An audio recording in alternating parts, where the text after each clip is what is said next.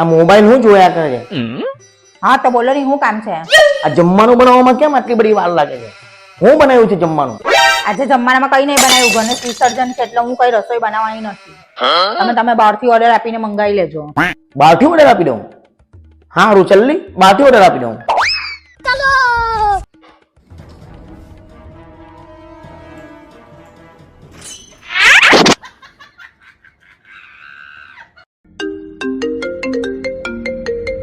ભરતનો phone પાછો કેમ આવ્યો? હલો. આજે જમવામાં છે ને પનીરનું શાક, રોટલી અને દહીંવડા બનાવી દેજે. અરે તમને કીધું તો ખરું કે બહારથી ઓર્ડર આપીને મંગાવી લેજો. આ તો બહારથી જ ઓર્ડર આપું છું.